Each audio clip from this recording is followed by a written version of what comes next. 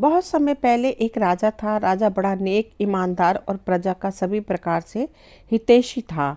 वह बहुत धार्मिक प्रवृत्ति का था और विद्वानों का बहुत आदर करता था। वह अपने राज्य में आने वाले विद्वानों, साधु संतों, ऋषि मुनियों आदि को राजकीय अतिथिशाला में ठहराता था और चलते समय उन्हें दान दक्षिणा देकर सम्मान के साथ विदा करता था। इससे राजा की ख्याति दूर दूर तक फैल गई थी। राजा ने अपने राज्य का राज्य पुरोहित भी एक अत्यंत विद्वान और कर्मकांड के ज्ञाता ऋषि को नियुक्त किया था। ऋषि बड़े तपस्वी थे। वे नगर के बाहर जंगल में एक आश्रम बनाकर रहते थे और तपस्या करते थे। राज्य के बच्चे शिक्षा प्राप्त करने उनके पास आश्रम में ही आते थे। ऋषि ने आश्रम के पास ही अपने शिष्यों के भी आवास बनवा दिए थे। उनके शिष्य उनके पास रहकर शिक्षा ग्रहण करते थे। ऋषि राज्य के सामान्य कार्यों में कोई रुचि नहीं लेते थे। वे केवल यज्ञ जैसे कार्यों में ही राजा के विशेष आमंत्रण पर राजदरबार में पहुंचते थे और कार्य पूरा होते ही अपने आश्रम में वापस आ जाते थे। राजा ऋषि का इतना सम्मान करता था कि उनके राजदरबार में आते ही अपना सिंहासन छोड़ देता था और वह सिंहासन ऋषि को सौंप देता था। ऋषि बहुत ज्ञानी और दिव्य शक्तियों के स्वामी थे। वह भी कभी राजा थे। 1000 वर्षों तक राज्य करने के बाद उन्होंने राजकाज छोड़ दिया था और जंगल में आकर तप करने लगे थे। यहीं पर उनकी भेंट एक ऋषि से हुई। उन्होंने ऋषि की निस्वार्थ भाव से बहुत सेवा की। ऋषि के पास अनेक दैवीय शक्तियां थी। उन्होंने मृत्यु के पूर्व वे शक्तियां अपने शिष्य को दे दी। ऋषि ने राजपुरोहित का पद अपने हित के लिए नहीं बल्कि राजा और प्रजा दोनों के हित के लिए स्वीकार किया था। वह राजा और प्रजा दोनों को सीधे सच्चे रास्ते पर चलना सिखाकर धर्म का वास्तविक अर्थ समझाना चाहते थे। इसी उद्देश्य के पूर्ति के लिए उन्होंने अपने आश्रम में योग्य शिष्य को शिक्षा देने का कार्य आरंभ किया था। ऋषि दिव्य शक्तियों के गाता थे। उनके द्वारा संपन्न कराए जाने वाले यज्ञ चमत्कारी होते थे। वे वैदिक ढंग से यह यज्ञ करते थे। उनकी मंत्र शक्ति के सम्मुख देवता भी विवश थे। वे मंत्र पढ़कर जिस देवता का आह्वान करते थे वह यज्ञ स्थल पर उपस्थित हो जाता था और अपना आसन ग्रहण कर लेता था। इस प्रकार ऋषि द्वारा संपन्न कराए जाने वाले यज्ञों में इंद्र, नाग, सूर्य, चंद्र, वरुण आदि सभी देवता विराजमान रहते थे। राजा के एक बेटी थी। वह बड़ी सुंदर और चंचल थी। राजकुमारी युवा हो चुकी थी और विवाह करना चाहती थी, किंतु वह किसी सामान्य पुरुष की पत्नी बनना नहीं चाहती थी। राजकुमारी को सूर्य देवता बहुत पसंद थे। वह उनके अलौकिक तेज से बहुत प्रभावित थी और उन्हीं के साथ विवाह करना चाहती थी। राजा ने अपनी बेटी को बहुत समझाया, किंतु वह अपनी जिद पर अड़ी रही। एक बार ऋषि ने भी राजकुमारी को समझाने का प्रयास किया, किंतु उस पर कोई प्रभाव नहीं पड़ा। धीरे धीरे कई महीने बीत गए। राजकुमारी अभी भी अपनी जिद पर अड़ी हुई थी। उसने अपने माता पिता से साफ साफ कह दिया था कि वह विवाह करेगी तो केवल सूर्य देव से करेगी, अन्य किसी व्यक्ति अथवा देवता से वह विवाह नहीं करेगी। राजकुमारी ने यह भी स्पष्ट कर दिया था कि यदि सूर्य देवता से उसका विवाह नहीं हुआ तो किसी दिन वह आत्महत्या कर लेगी। एक दिन राजकुमारी ने अपनी एक सहेली और कुछ सैनिकों को साथ लेकर ऋषि के आश्रम की ओर चल पड़ी। प्रातःकाल का समय था। राजकुमारी को ऋषि के आश्रम तक पहुंचते पहुंचते दोपहर हो गई। वह जिस समय आश्रम में पहुंची, ऋषि भोजन कर रहे थे। ऋषि ने राजकुमारी, उसकी सहेली और साथ आए सैनिकों को भी भोजन कराया और फिर राजकुमारी से आश्रम में आने का कारण पूछा। राजकुमारी ने पहले वाली बात दोहरा दी। उसने ऋषि से कहा कि वह सूर्य देवता का आह्वान करने वाला मंत्र उसे सिखाए, जिससे वह सूर्य देवता को अपने पास बुला सके और उनसे विवाह कर सके। ऋषि ने राजकुमारी को बहुत समझाया पर वह नहीं मानी। आखिरकार ऋषि ने राजकुमारी को मंत्र सिखा ही दिया। राजकुमारी सूर्य देवता का आह्वान करने लगी। सूर्य ने राजकुमारी की स्थिति देखी तो वह सब कुछ अपने आप समझ गए। राजकुमारी अनिंद सुंदरी थी। सूर्य देवता भी उसके रूप पर मोहित हो गए। इसी समय राजकुमारी ने आगे बढ़कर सूर्य देवता का हाथ पकड़ लिया और उनसे अपने मन की बात कह डाली। सूर्य देवता असमंजस में पड़ गए। वह स्वयं राजकुमारी की सुंदरता पर मोहित हो गए थे, लेकिन देवलोक के नियमों के अनुसार वह किसी पृथ्वीवासी से विवाह नहीं कर सकते थे। सूर्य देवता ने राजकुमारी को बड़े प्यार से समझाया कि वह देवता हैं और एक पृथ्वीवासी राजकुमारी से विवाह नहीं कर सकते। सूर्य देवता ने राजकुमारी को यह भी बताया कि वे बहुत सुंदर हैं और उन्हें पसंद है, किंतु विवाह न कर पाने की अपनी व्यवस्था स्पष्ट कर दी। राजकुमारी को जैसे ही ये मालूम हुआ कि सूर्य देवता उस पर मोहित है, तो उसका गर्व और बढ़ गया। उसे लगा कि अब तो वह सूर्य देवता को निश्चित रूप से पा लेगी।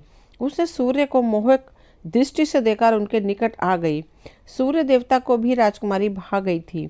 उन्होंने राजकुमारी को अपने आलिंगन में ले लिया। प्रातःकाल होने के कुछ समय पूर्व सूर्य देवता देवलोक आ गए।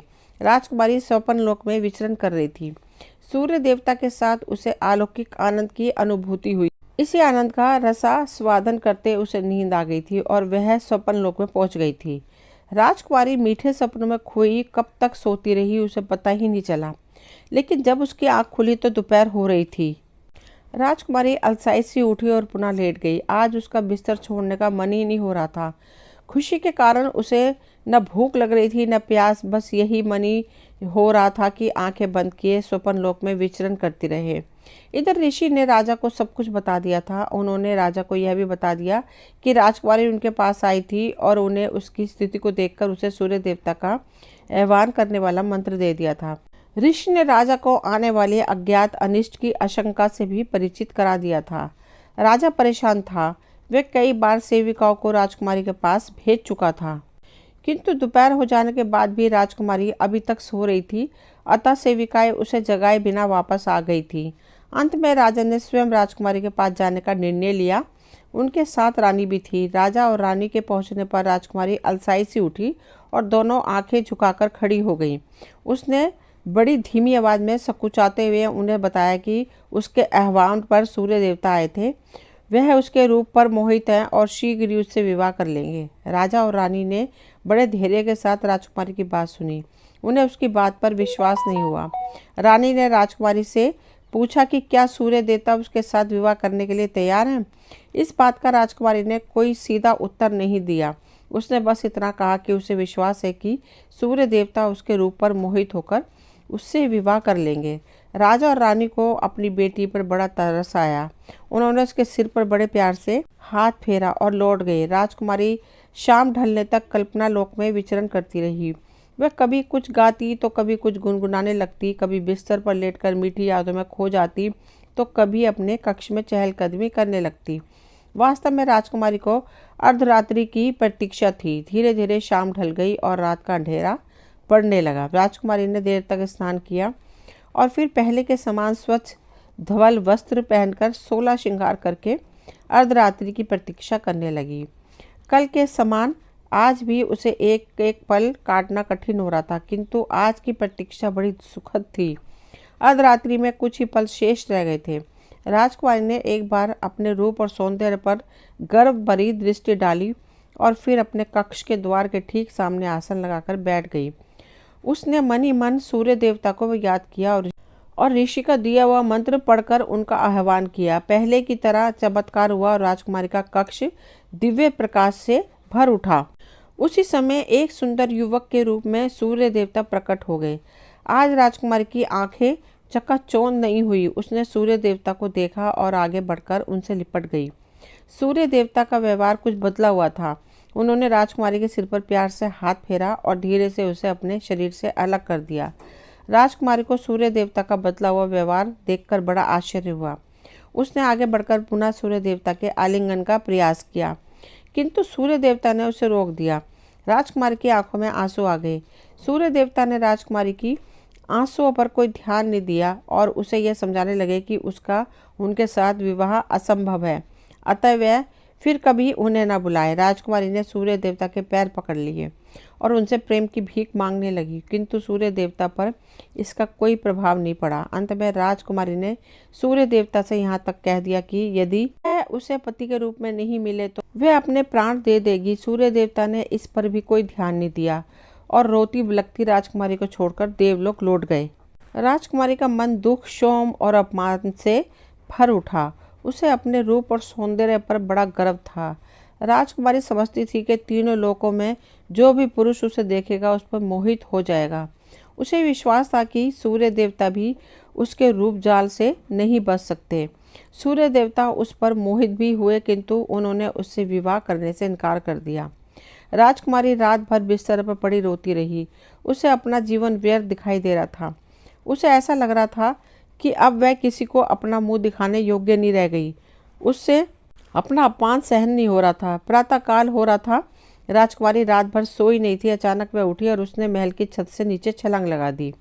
कुछ ही क्षणों में राजकुमारी का शत विशत शरीर जमीन पर पड़ा था। राजकुमारी की मृत्यु का समाचार मिलते ही राजा रानी और राज परिवार के सभी लोग एकत्रित हो गए। कुछ देर बाद राजपुरोहित ऋषि भी आ गए। उन्हें अपनी दिव्य शक्ति से राजकुमारी की मृत्यु की जानकारी मिल गई थी। सभी को राजकुमारी की मृत्यु का कारण मालूम था, फिर भी लोग आपस में कानाफूसी कर रहे थे। जितने मुंह उतनी बातें। राजपुरोहित के आते ही राजकुमारी के अंतिम संस्कार की तैयारी आरंभ हो गई और दोपहर होते होते राजकुमारी का दाह संस्कार कर दिया गया। राजकुमारी की चिता अभी ठंडी भी नहीं हुई थी कि अचानक इतनी तेज हवाएं चलने लगी मानो कोई तूफान आ गया। यह पतझड़ का मौसम नहीं था, लेकिन हवाएं बड़ी तेज चल रही थी। अर्धरात्रि तक तेज हवाएं चलती रहीं। अगले दिन प्रातःकाल लोगों ने देखा कि जिस स्थान पर राजकुमारी का दाह संस्कार किया गया था वहां अस्थि भस्म का अंश मात्र भी शेष नहीं बचा था। तेज हवाओं ने राजकुमारी की अस्थियों की भस्म को दूर दूर तक पहुंचा दिया था। कहते हैं कि राजकुमारी की अस्थियों की भस्म जहां जहां पहुंची वहां परिजात के पौधे उगाए थे और उन पर सफेद रंग के फूल खिले। राजकुमारी ने भी सूर्य देवता से मिलते समय सफेद वस्त्र धारण किए थे। परिजात के फूल रात में खिलते हैं और सूर्योदय के पूर्व झड़ जाते हैं। कहते हैं कि हर रात राजकुमारी शेफाली के फूल के रूप में खिलती है और महकती है और प्रातःकाल डाल से टूटकर जमीन पर आ गिरती है, जिससे सूर्य उसे देख न सके। पारिजात के फूल की लोकप्रियता का कारण इस वृक्ष से संबंधित किंवदंतियां, कथाएं और लोक कथाएं हैं। इनमें कहीं इसे स्वर्ग का फूल बताया गया है और कहीं एक दुखी स्त्री के रूप में प्रस्तुत किया गया है। पौराणिक कथाओं के अनुसार पारिजात देवराज इंद्र के बगीचे नंदन वन का एक पवित्र फूल है तथा एक बार इससे देव ऋषि नारद ने भगवान श्री कृष्ण की पत्नी सत्यभामा का गर्भ चूर किया था। भगवान श्री कृष्ण की पत्नी सत्यभामा अद्वितीय सुंदरी थी। वह कृष्ण की सभी पत्नियों में सर्वाधिक सुंदर और रूपवती थी। वह रूपवती होने के साथ ही साथ धन धान्य से भी बहुत संपन्न थी। उसके पिता के पास अपार धन संपदा थी। सत्यभामा को इस बात का गर्व था कि कृष्ण की सभी पत्नियों में उसके समान सुंदर और वैभवशाली कोई नहीं है। वह यह समझती थी कि यह रूप और धन श्री कृष्ण के आकर्षण का आधार है। उसके रूप और धन पर श्री कृष्ण मोहित हैं और अपने रूप और धन के बल पर वह श्री कृष्ण से जो कुछ भी चाहे करा सकती है। देव ऋषि नारद श्री कृष्ण से भली भांति परिचित थे। वे जानते थे कि श्री कृष्ण तो भगवान हैं, उन्हें कोई भी अपने रूप और धन के बल पर अपने वश में नहीं कर सकता। उन्हें सत्यभामा के गर्भ पर हंसी आती थी। वे कृष्ण की पत्नी होने के कारण उस पर विशेष ध्यान नहीं देते थे। इधर सत्यभामा का गर्व दिन प्रतिदिन बढ़ता ही जा रहा था। अतः एक दिन देवऋषि नारद ने सत्यभामा को सबक सिखाने का निर्णय लिया। वे सत्यभामा का गर्व चूर करने के साथ साथ श्री कृष्ण को ईश्वर सिद्ध करना चाहते थे। देवऋषि नारद ये सिद्ध करना चाहते थे कि श्री कृष्ण पर रूप, धन, संपत्ति आदि का कोई प्रभाव नहीं पड़ता और श्री कृष्ण परम पिता परमात्मा है। इसके लिए महर्षि नारद ने पारिजात का सहारा लिया। देव ऋषि नारद पारिजात लेने के लिए इंद्रलोक पहुंचे। उन्होंने इंद्र के नंदन कानन से पारिजात का एक फूल लिया और फूल लेकर भगवान श्री कृष्ण के पास आ गए। श्री कृष्ण देवी रुक्मणी के साथ बैठे प्रेमालाप कर रहे थे। अपूर्व सुंदरी सत्यभामा भी पास ही खड़ी थी। भगवान श्री कृष्ण को जब देव ऋषि नारद के आने का समाचार मिला तो उन्होंने नारद को अपने पास से बुला लिया।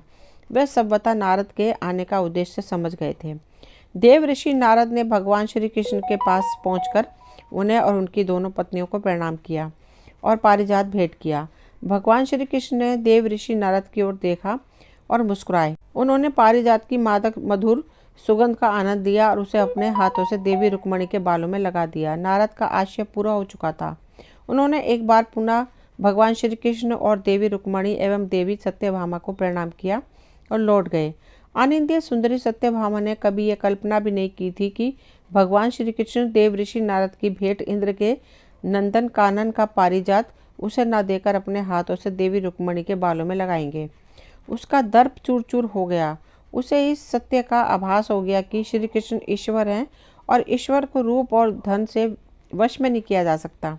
वह तो प्रेम, भक्ति और समर्पण चाहते हैं, वही गुण जो देवी रुक्मणी के पास है। दोस्तों, ये कहानी यहीं तक थी। मुझे उम्मीद है आप सभी को पसंद आएगी। ये पसंद आई हो तो प्लीज़ चैनल को सब्सक्राइब करें, वीडियो को लाइक शेयर करें। मिलती हूँ अगली कोई नई कहानी लेकर। कहानी सुनने के लिए आप सभी का तहे दिल से शुक्रिया।